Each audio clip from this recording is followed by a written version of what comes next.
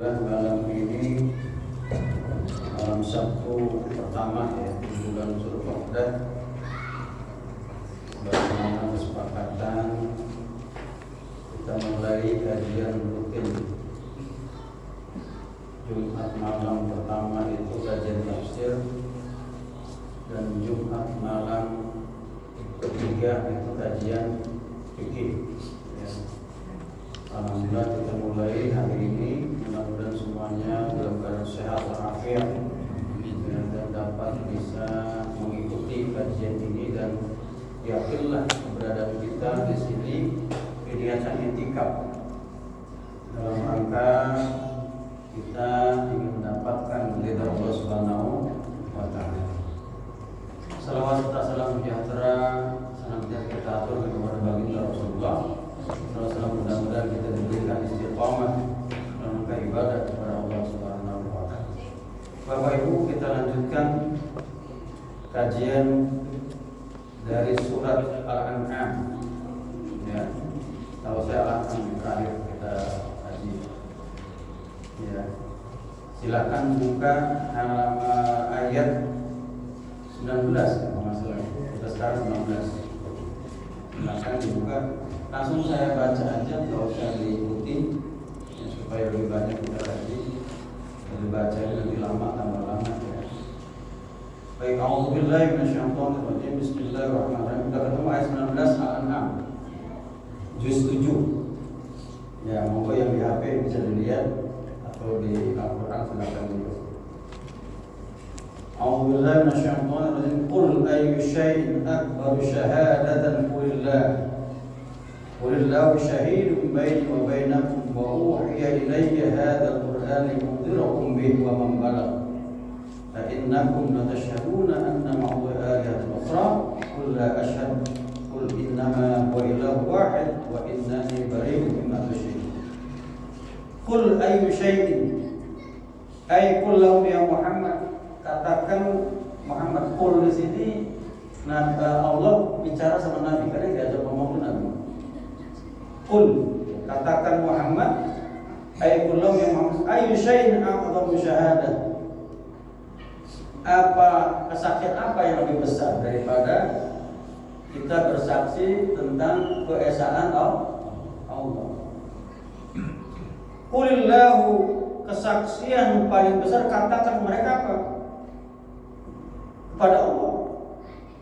Hatta yashhadani bi anni shadiqan fi da'wati, sampai kalian ya bersaksi bahwasannya syahidun baini wa bainakum, Allah menjadi saksi antara aku dan kalian bahwasannya aku ini betul-betul utusan Allah.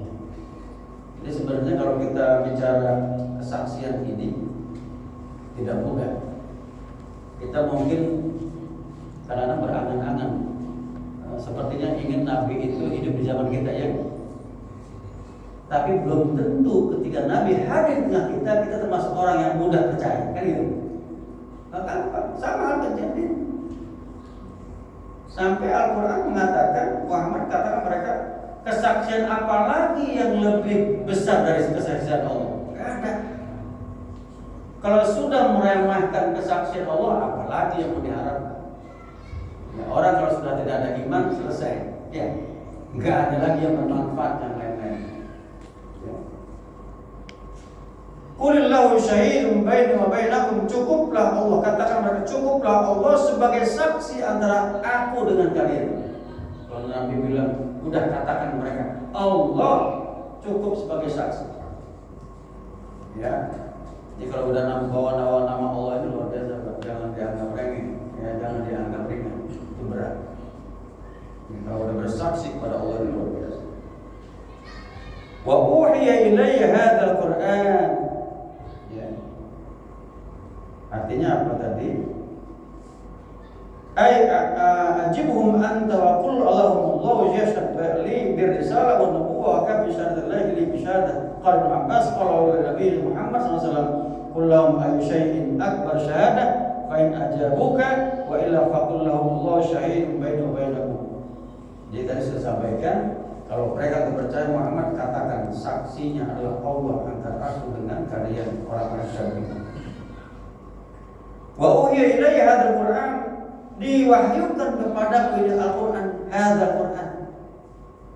Li'unzirakum bihi ya ahla Makkah, agar aku bisa memperingatkan kalian semua dengan Al-Qur'an ini, wahai penduduk Mekah. Penduduk Mekah. Wa anzir kullaman balagha al-Qur'an minal Arab wal Ajam ila yaumil qiyamah.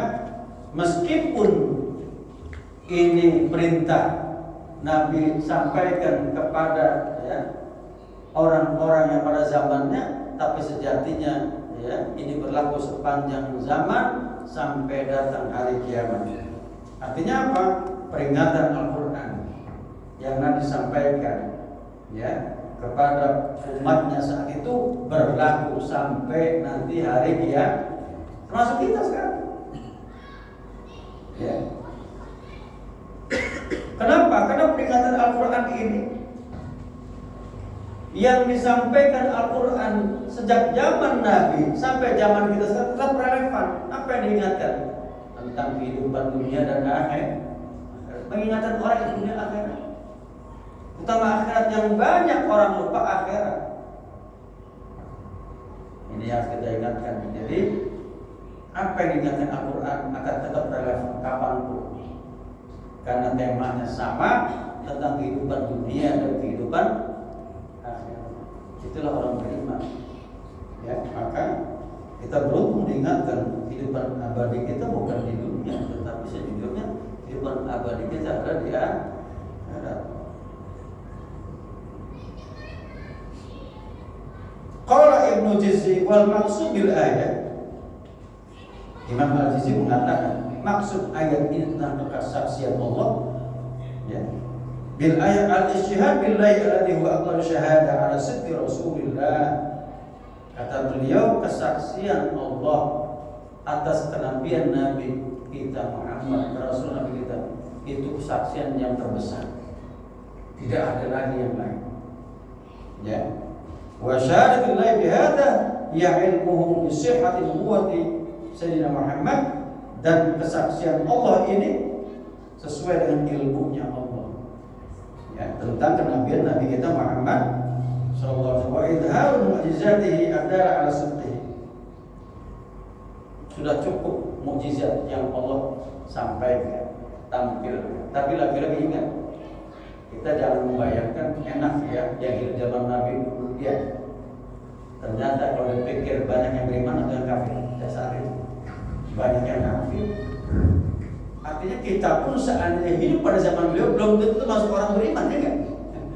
Tapi sekarang kita beriman, kita harus lebih bersyukur. Makanya Nabi pernah sampaikan kepada sahabat, tuba liman amana bi wa ra'ani. Beruntunglah orang yang beriman kepadaku dan dia ketemu aku, melihatku. Tuba tsumma tuba liman amana bi wa lam yarani.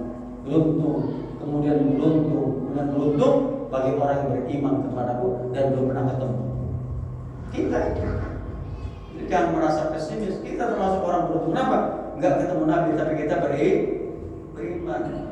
Beruntung kita. Karena apa? Ada orang bertemu Nabi tapi tidak beriman. Siapa? Abu Jahal, Abu Lahab Nah ini kenikmatan yang luar biasa, kita syukur. Innakum la tasyhaduna anna mawai'a alihatan ukhra. Apakah kalian bersaksi bahwasannya ada Tuhan-Tuhan lain selain Allah? Ini sebetulnya pertanyaan, bukan pertanyaan, tetapi sebagai peringatan bahwasannya kalau ada orang merasa masih ada Tuhan-Tuhan lain selain Allah, maka orang ini termasuk orang yang tercela. Ini sebetulnya Bapak Ibu, bicara Tuhan ini jangan hanya dipahami sesembahan patung berhala gitu. Termasuk kita menuhankan materi, itu kita berbuat syirik. Menuhankan dunia, menuhankan waktu. Kan ada tuh dulu Dahyun Dahyun itu adalah paham di zaman sebelum Nabi yang menyembah waktu. Mereka hanya mengatakan la yulikuna ila dahr, tidak ada yang membinasakan kami kecuali waktu. Ya bukan, tunggu waktu itu kan enggak begitu Islam itu. Waktu adalah ciptaan Allah. Betul kita hidup dengan waktu, tapi waktu hanya bagian wasilah yang Allah tetapkan agar kita bisa berbuat beramal sesuai dengan koridornya. Makanya jujur aja bicara waktu ini, ya kalau bilang film fiktif itu ada ya, banyak ada yang bilang apa, the machine of time, ya, atau time machine, ada time yang waktu yang dikembalikan oleh mesinnya, zaman purba, ya, sebetulnya itu kan itu apa namanya, angan-angan manusia. Sudah jelas dalam pepatah Arab, lan tarja ayyamul lati madat, tidak akan pernah kembali waktu hari-hari yang lalu, nggak akan kembali. Sampai nangis darah pun nggak akan kembali. Itulah sunatullah. Ya. Yang membuat kita ini sakit, yang membuat kita ini bahagia bukan waktu, tapi siapa? Allah. Apabila kita mengejar jalurnya, waktu itu hanya wasilah, bukan ghayah, bukan tujuan utama kita. Tidak ngaruh apakah umurnya pendek ya, apakah umurnya panjang.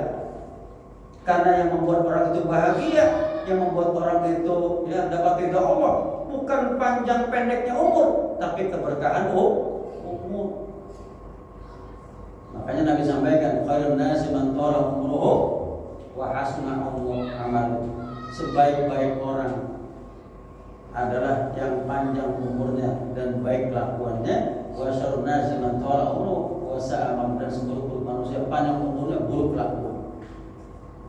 Jadi yang dinilai bukan panjang pendeknya umur. Oh banyak, kalau kita lihat para ulama yang umurnya pendek ya, tapi berkah dengan ya keberkahan umur karena dia banyak melakukan amal soleh. Tidak ada Tuhan selain Allah. Alladzina atainahum wa innani bari'un qul innama ilahu wa, katakanlah Muhammad kepada mereka, innama ilahun wahid, sesungguhnya dialah Allah Tuhan yang Maha Esa. Wa innani bari'un mimma tusyrikun, dan sesungguhnya aku bebas dari apa yang kalian duakan Allah. Ini penting nih. Di zaman sekarang yang mendewakan selain patung banyak. Ada yang mendewakan harta, mendewakan jabatan ya. Ya kan ada orang yang nggak jabat stres ya, pengen jabat terus. Pada jabatan itu ada waktunya. Padahal itu semua bagian wasilah Allah untuk menguji kita, apakah kita termasuk orang-orang yang berhasil dengan waktu yang diberikan atau tidak. Ya, jadi jangan terlalu mengukur sesuatu itu dari ukuran-ukuran yang bukan Allah sampaikan melalui nabinya. Padahal ukuran berhasil tidaknya adalah amal soleh. Nah itu yang perlu dipahami. Alladzina atainahumul kitaba. Ya. Jadi tadi saya sampaikan, orang-orang yang telah kami berikan kitab. Siapa itu? Yakni Yahud, yaitu orang-orang Yahudi wa Nasara wa Nasrani. Alladzina arafu wa anadu ya'rifuna an-nabiyya bihilyati wa ni'mat wa na'ti. Jadi bicara orang Yahudi Nasrani, ya, ini mereka tahu Nabi itu, Nabi kita itu Nabi terakhir, sudah tercatat di Taurat dan di Injil. Ya'rifunahu kama ya'rifuna abna'ahum, sampai dikatakan oleh Al-Quran pengetahuan mereka tentang Nabi kita ini diamin aja di belakang itu, hanya story. Karena setelah begini dia cembang belakang dan Nabi cembang setelah belakang. Saking dekat tahunya dengan pengetahuan mereka di sini, berarti seperti pengetahuan seorang bapak pada anaknya. Al-Quran memberikan ilustrasi, ya'rifunahu kama ya'rifuna abna'ahum. Pengetahuan mereka tentang hadirnya Nabi terakhir yaitu Muhammad, baik di Al-Quran di kitab suci mereka, Taurat maupun Injil, seperti pengetahuan mereka terhadap anak-anak mereka. Kan nggak meleset kan? Nggak meleset. Yang membuat mereka tidak mengakui bukan tidak tahu, tetapi apa? Nah, itu kesombongannya. Ya. Alladzina khasiru anfusahum fahum la yu'minun. Ya. Ulaika humul khasirun, mereka lah orang-orang yang rugi. Khasiru di sini, ya. Rugi anfusahum, diri mereka sendiri, fahum la yu'minun, dan mereka ini bukan orang-orang beriman. Luar biasa. Jadi orang-orang yang tidak mengakui kenabian kita. Kalau sudah jelas di Taurat maupun Injil sudah disebutkan. Bahkan dulu itu kata Abdullah bin Salam, ini seorang Yahudi yang masuk Islam. Dia ini pendeta. Kata dia dulu setiap kali diajarkan oleh guru-gurunya, pesannya cuma satu, itu simpan halaman Taurat yang ada nama Muhammad. Disimpan, jangan disampaikan. Disimpan sampai segitu. Karena mereka saking tahunya Nabi Muhammad seperti apa sifatnya, sifat fisik maupun non fisik. Ya, kita sudah banyak cerita ya. Kita apa misalkan ketika beliau ke Najran, itu ketika Nabi berdagang dengan pamannya Abu Thalib, ya ke Najran mau ke Syam, lewat Najran itu banyak daerah-daerah Nasrani. Jadi ada pendeta yang memperhatikan. Pertama apa? Ketika rombongan Abu Thalib ini menuju Najran, itu rombongan di awan, ada awan di atasnya. Di bawahnya ada anak tadi yang namanya Muhammad. Diikuti terus sampai ada pohon tertentu yang dijelaskan berdasar penjelasan pendeta-pendeta Nasrani, tidak ada orang yang bisa duduk di bawah pohon itu kecuali Nabi. Sama segitu. Saya lupa nama pohon yang ada, pohon tua. Saking angker itu pohon, kalau orang biasa nggak bisa. Oh, akhirnya apa? Ketika Nabi kita yang lain istirahat di tempat ini, Nabi kita ini duduk di bawah pohon itu. Sampai bilang, ini siapa ketua kabilahnya? Sefulan Abu Thalib, panggilnya sini. Itu siapa? Itu keponakan saya. Tolong panggil dia. Saya mau lihat. Memastikan, karena udah ada dua tanda dia diikuti oleh awan. Yang kedua duduk di pohon itu. Yang lain nggak bisa duduk di sini. Entah pohon keramat apa namanya itu. Dipanggil dan disuruh buka bajunya, Rupanya di belakang ada daging seukuran koin ini nunggu. Nah ini tandanya. Ini Taurat ini sudah ada. Ini jaga kamu pulang. Karena sudah ada yang nungguin dia mau dibunuh ponakan.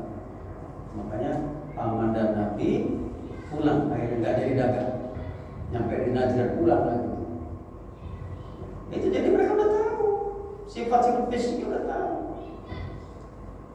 Tapi karena kesombongannya tidak mengakui kenabian Nabi kita. Kenapa? Gara-gara Nabi kita dari kalangan bangsa Arab. Ya, bangsa Arab. Kenapa? Karena ibunya Ismail itu adalah Siti Hajar, itu Arab Mesir. Jadi bukan Arab Saudi, Arab Mesir.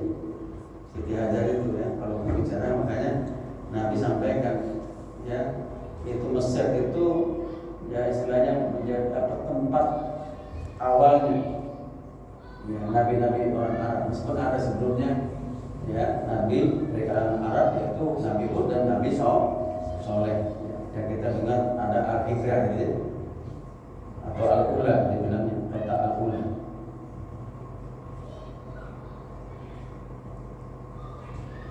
Wa man azlamu mimman iftara wa yakdziba aw kadzaba bi ayati. Katakan Muhammad, ya, siapa orang yang paling zalim dibandingkan orang-orang yang berbohong kepada Allah atau mendustakan ayat-ayat. Dia bicara ayat bukan hanya mukjizat. Boleh mukjizat. Mukjizat yang apa dia? Al-Quran. Al-Quran itu mukjizat. Dikaji dari aspek apapun pasti ketemu mukjizat. Saya nggak usah jelasin. Tapi tidak kalah penting, ayat di sini semua ciptaan Allah termasuk diri kita nih. Ya kan? Termasuk diri kita. Kita hidup dengan model kita. Sebanyak apapun manusia, masing-masing punya sejarah hidupnya enggak? Kita adik kakak, sama enggak sejarah hidupnya? Beda. Meskipun satu rumah, satu orang tua, tapi sejarah hidup kita beda-beda, betul nggak? Makanya ada kurikulum vitae kan gitu. Diminta. Kalau di kantor kan gitu, di mana kurikulum vitae? Karena masing-masing manusia punya lembaran hidup masing-masing. Itu hebat. Nggak usah kita ngomong yang lain, misalkan apa? Jempol kita ini beda-beda kan? Tapaknya ini beda. Kiri kanan beda. Kuping kiri kanan beda. Yang bilang sama. Makanya saya tanya ketika ada aturan perempuan harus dilihat kupingnya. Karena kuping manusia gak ada yang sama. Maksudnya satu bapak satu ibu. Luar biasa teknologi. Gimana coba? Belum telapak tangan, ya. Ini kuping kanan kiri aja beda. Otak kita aja ada dua, otak kiri, otak, dan harus seimbang kan? Luar biasa. Dari itu ayat, termasuk sistem di tubuh kita, darah itu ternyata luar biasa. Saya baru tahu darah kita itu banyak zatnya, dihitung itu ratusan. Pernah nggak ngecek darah, ada kimia darah? Ya, ada itu kimia darah Pak. Ada H2O nya segala macam, saya baru tahu itu pas waktu di rumah sakit. Oh banyak tadi. Cuman yang diperlukan ini, kalau dites semuanya banyak banget. Satu doang itu darah. Ya, luar biasa. Siapa yang paling zalim dibandingkan orang yang berbuat dusta atau mendustakan ayat-ayat? Ya, innahu la yuflihul zalimun, ketahuilah orang-orang zalim ini tidak akan pernah beruntung. Al-Quran menggunakan kata yuflih. Ya, yuflih. Coba kita lihat. Ya. Ay la yuflih al-muftari wal mukadzib wa fi isyara ila anna al-mudar risalah law kana kadhiban la kana muftan 'ala Allah fa la yakun mahallan li dhuhur al-mu'jizat. Al-Quran mengatakan orang zalim tidak akan beruntung. Artinya begini. Kalau kalian ragu Muhammad sebagai utusan Allah, yakinlah kalau Muhammad nggak jujur, dia termasuk orang zalim. Orang yang mengklaim kebenaran tapi dia nggak benar adalah zalim. Orang yang tidak menerima kebenaran pada jelas-jelas benar juga zalim. Kan gitu. Ya kan, udah jelas-jelas benar mesti dianggap nggak benar kan? Ya kan ini aneh, udah jelas-jelas benar makanya mesti dianggap nggak benar. Benar apa lagi yang mau dicari kan gitu? Dalam hidup kita kalau kita luruskan koridor-koridor kita adalah sesuai apa yang sudah digariskan oleh Allah melalui risalah Nabi dan aturan agama yang sampaikan oleh Allah. Wa yauma nahsyurum jami'an. Ingatlah pada hari ayutul yauma nahsyurum jami'an lil hisab. Muhammad ingatlah, sampaikan ke mereka nanti ada hari kami kumpulkan mereka, nahsyurum. Ya, kami kumpulkan. Lil hisabi, untuk dihisab, dihitung. Wa naqulu lahum ala rusul asyhad. Nah, saat itulah Allah berfirman, "Tsumma naqulu alladziina asyraku," dan kami katakan pada orang-orang yang menduakan Allah, orang-orang yang memusyrikkan Allah, "Aina syurakaukum alladziina kuntum tazumun?" Mana ya Tuhan-Tuhan yang kalian sembah sebelumnya, yang dulu kalian agung-agungkan, mana? Pertanyaan ini sebetulnya bukan pertanyaan untuk dijawab, tapi nggak perlu jawaban, sudah jelas.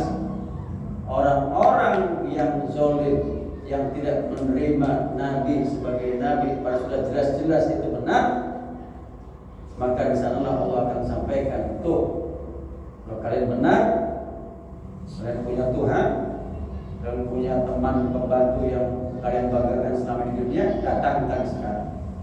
Kira begitu. Nah, ini pertanyaan ini sebetulnya menjadi refleksi kita.